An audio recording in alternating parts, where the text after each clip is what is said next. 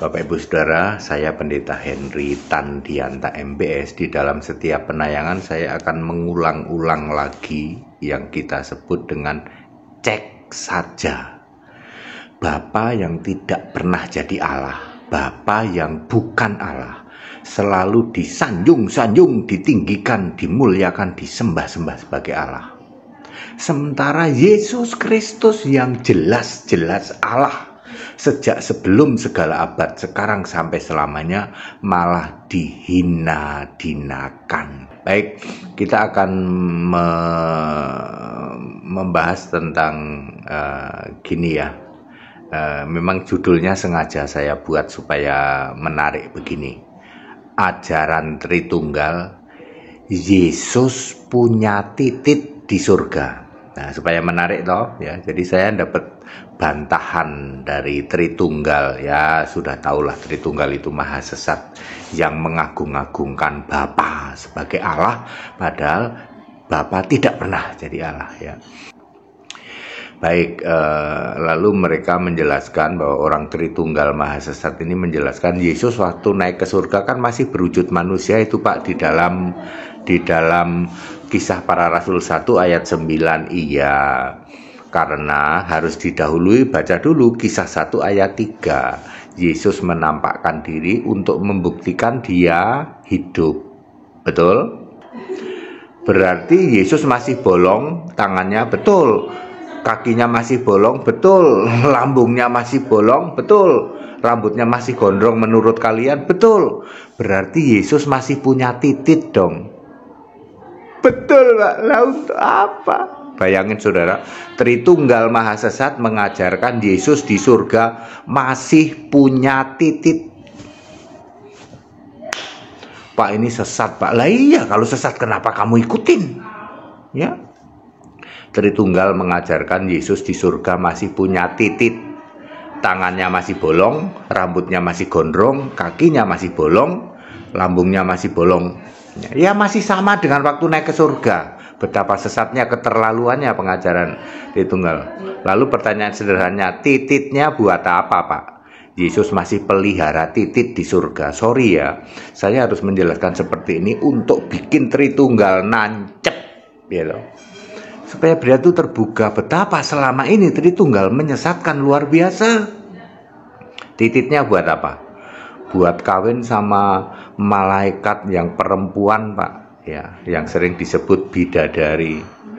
Keterlaluan luar biasa toh. Malaikat itu punya gender enggak, karena Yesus mengatakan kamu sesat ya toh. Di surga malaikat itu hidup tidak punya gender ya. Tidak ada kawin mengawinkan di sana ya. Jadi Yesus masih pelihara titik di surga untuk apa? Betapa sesatnya Pak ya pengajaran Tritunggal, betul. Apakah di surga Yesus masih fisik? Enggak dong. Wahyu 1 ayat 13 sampai 18, matanya seperti nyala api, wajahnya seperti matahari terik, badan dan kakinya itu seperti tembaga membara. Lah tititnya di mana? Apakah tititnya juga seperti tembaga membara? Ngawur sekali Tritunggal Pak ya. Betul, itu pendeta-pendeta yang sekarang koar-koar itu ya loh. Itu semua pengajarannya seperti itu ya. Yesus di surga itu masih fisik, masih pribadi ya loh. Sujud kepada pribadi yang lain yaitu Bapa, lalu diurapi oleh pribadi lainnya lagi namanya Roh Kudus. Betul-betul penyesatan. Jadi tidak pernah ada Yesus di surga masih gondrong, tangannya masih bolong, rambutnya masih bolong, lambungnya masih bolong, bahkan masih punya titik lagi. Itu pengajaran Tritunggal super sesat yang sekarang diajarkan oleh pendeta-pendeta dan romo kamu. Perhatikan baik-baik, pendeta-pendeta di luar sana dan romo-romo kamu mengajarkan Yesus yang beginian, Yesus yang masih pribadi, Yesus yang masih sujud pada Bapa. Bapa tidak pernah disembah sebagai Allah, Bapa tidak pernah ada sebagai Allah, tapi disanjung-sanjung, ditinggikan, dimuliakan oleh para romo dan para pendeta-pendeta dari Tritunggal. Itu penyesatan selama hampir 2000 tahun. Makanya saya bilang Romo dan pendeta-pendeta Tritunggal, kalian ke laut aja. Maksudnya itu, demi kemurahan Allah dosamu bertumpuk-tumpuk sampai ke langit, tak kasih tahu. Aduh ampun, aku melihat pendeta HTD punya tingkah ya. Tapi di sini saya ingin mengatakan, ya di balik tingkah pendeta HTD yang kocak ya tentunya, dan statement-statementnya yang luar biasa ngawur, luar biasa menikam ya, atau membuat oten-oten ini kelabakan. Harus kita akui ya, statement-statement pendeta HTD ini langsung menyerang ulu hati dari para oten-oten penghujat ini. Membuat oten-oten penghujat ini terdiam gitu, dengan statement-statementnya yang simple, tetapi tidak bisa dipatahkan ya. Nggak ada oten yang berani membantah statement pendeta HTD. Semua oten diam ya, saat pendeta HTD membahas tititnya Yesus ya. Yang ngomong titik Yesus itu bukan saya, pendeta HTD ya, jelas-jelas. Dan buktinya juga sangat banyak ya. Mungkin saya lampirkan lagi sekedar info untuk teman-teman ya, biar kalian tahu sejarahnya. Saya pendeta Henry Tandianta mau menjawab pertanyaan saudara-saudaraku umat muslim ya. Tentu kita bingkainya Indonesia Pancasila. Bapak Ibu Saudara, memang saya akan memakai bahasa yang mudah dimengerti. Sekali lagi, ini bukan jorok, ini bukan merendahkan ya, bukan jorok, bukan merendahkan Yesus, bukan. Saya ingin menjelaskan dengan bahasa yang mudah dimengerti. Sekali lagi, ini bukan bicara jorok, ini bukan bicara merendahkan Yesus ya. Begini judulnya, titik Yesus hanya aksesoris. Bapak Ibu Saudara, sebenarnya saya itu sudah empet ya, sudah empet atas pertanyaan saudara-saudaraku umat mu'alaf. Mungkin ini memang mu'alaf apem ya. Ya, masih aja nanya, Pak Pendeta HTD, itu Yesus itu menikah ya? Ya, tunjukkan ayat Alkitab yang bisa membantah bahwa Yesus itu tidak menikah katanya. Maka saya judulnya titik Yesus hanya aksesoris. Sebenarnya saya sudah sering menjelaskan tentang hal ini ya, dengan bahasa yang alkitabiah. Tapi kan para mu'alaf ini mungkin karena mu'alaf apem ya, level cara berpikirnya nggak nyampe. Jadi harus pakai bahasa yang mudah dimengerti. Ya, begini saudara-saudaraku para mu'alaf, tapi kita tetap dalam bingkai toleransi ya. Titik Yesus itu hanya aksesoris.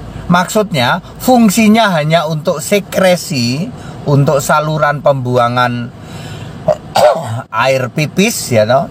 Plus untuk disunat. Di dalam Lukas 2 ayat 21 itu Yesus disunat pada hari ke-8. Udah fungsinya untuk itu. Ya, lalu saya akan jelaskan ini pakai bahasa yang levelnya bisa kamu pahami para mu'alaf. Ya. Satu, titik Yesus cuman aksesoris, hanya untuk sunat, sama untuk saluran pengeluaran pipis. Kedua, titik Yesus nggak bisa berdiri, udah gitu. Titik Yesus nggak bisa berdiri, beda dengan punyamu.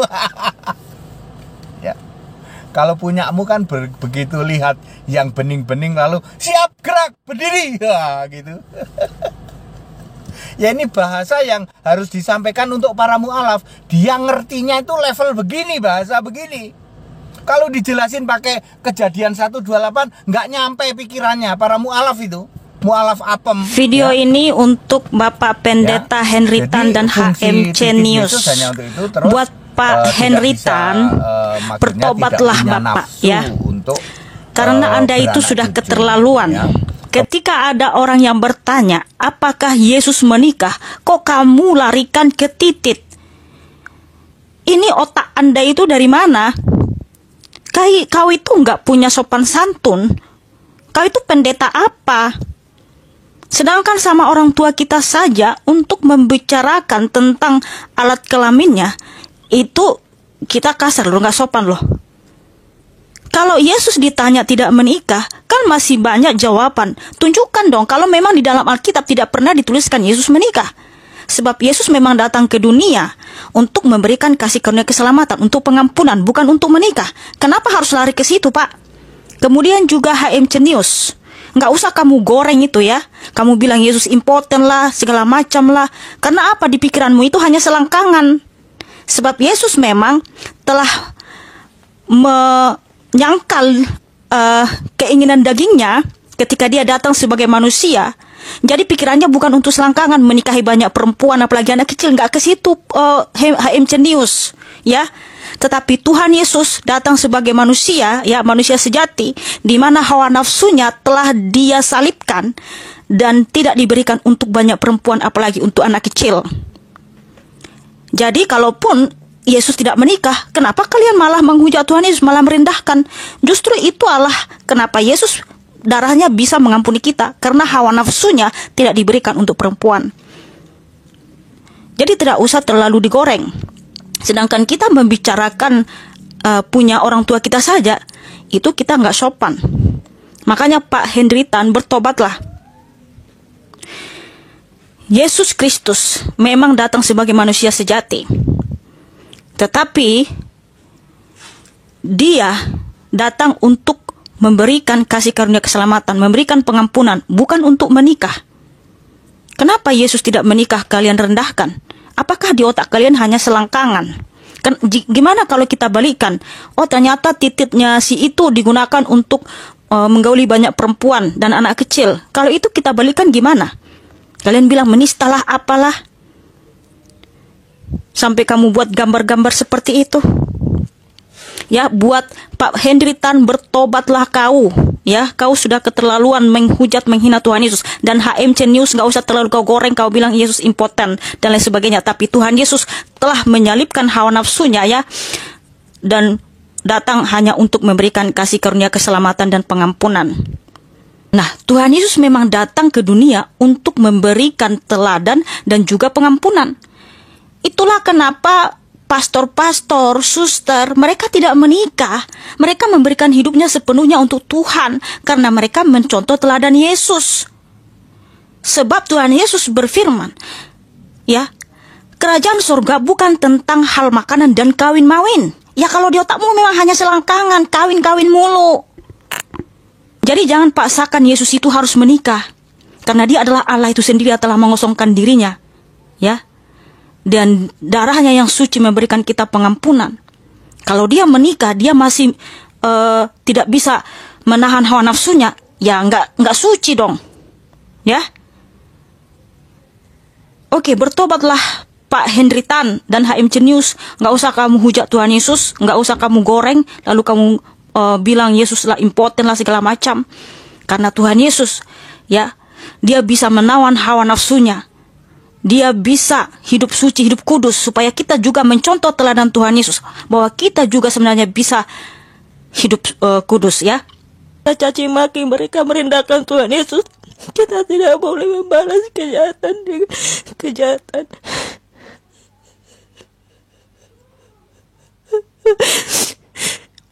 Di sini saya mengajak teman-teman Kristen, mari kita bangkit bukan untuk melawan. Lihat di media sosial, mereka sangat merendahkan dan menghujat Tuhan Yesus. Tapi saya mohon kepada saudara-saudaraku, sekarang saatnya kita bangkit untuk berdoa, bangkit untuk berpuasa bagi orang-orang yang menghujat Tuhan Yesus. Bangkit untuk mendoakan mereka, karena mereka tidak tahu apa yang mereka berbuat. Ya, jadi clear ya, yang ngomong pertama kali tentang titit itu adalah HTD. Jadi di sini saya mau bilang, yang makan nangka HTD, ya, yang dapat getahnya HMC, yang mewek dapat donasi, ya. Jadi nangkanya sama HTD, getah ya, makiannya, caci makinya, hujatannya kepada HMC, yang mewek-mewek yang mendapatkan donasi, ya, karena dia seakan-akan adalah korban, dia seakan-akan berjuang gitu kan, supaya donatur senang. Ya, donatur ini kan senang melihat air mata ya. Cuman masalahnya kalau saya yang nangis, nampaknya malah lari semua orang, ya. Jadi di sini bedanya. Yang lebih kacau, banyak orang jadi pahlawan kesiangan. Ya, banyak kita lihat orang-orang sosok menjadi pahlawan kesiangan, tetapi nggak tahu. Ya, nggak tahu apa yang terjadi. Ini yang agak kacau teman-teman kita di sebelah. Jadi kalau orang mau ngurusin satu masalah, belajar dulu, cari tahu dulu ini masalahnya apa, awal mulanya apa, yang harus dibereskan apa. Ini nggak datang-datang sok pahlawan, Mikana nangis, saya harus membela Mikana gitu kan.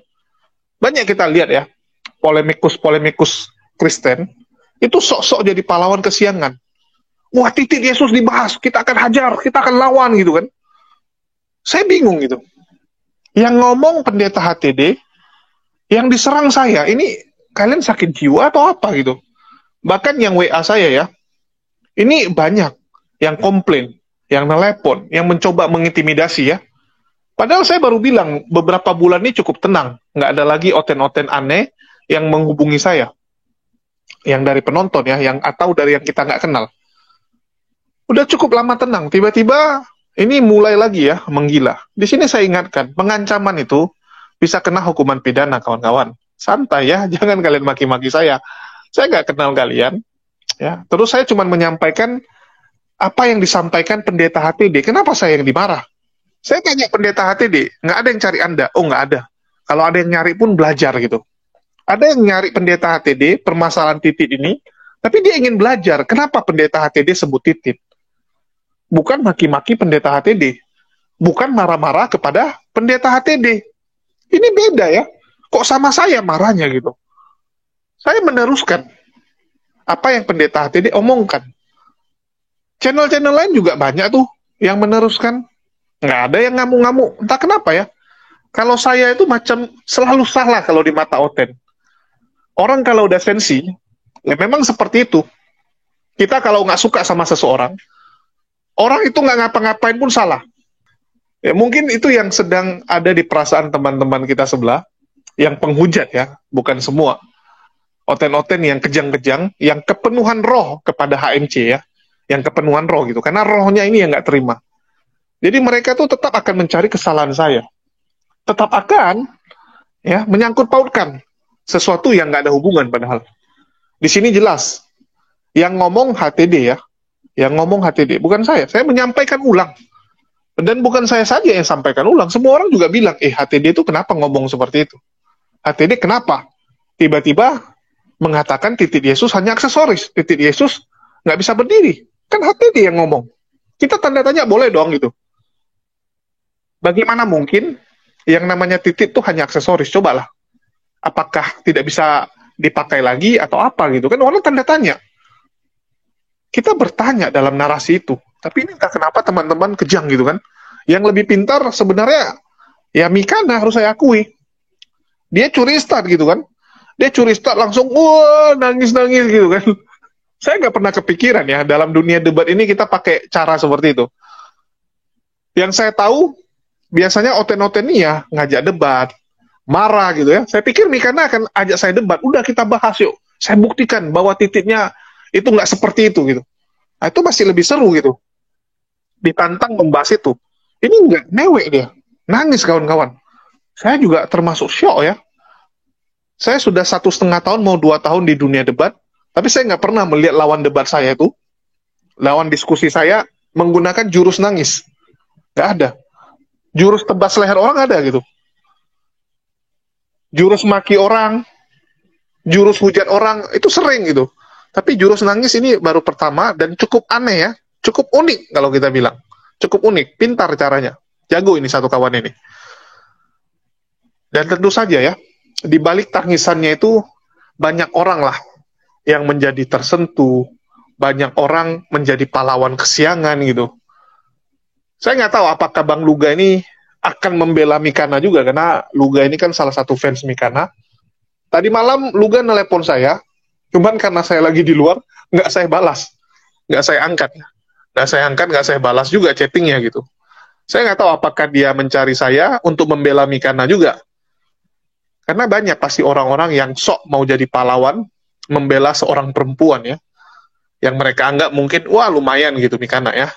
Kalau Uti mungkin nggak ada yang bela, tapi kalau Mikana mungkin ada yang bela gitu. Nah, itulah bedanya. Jadi yang makan nangka HTD, yang kena getah HMC, yang mewek yang dapat donasi.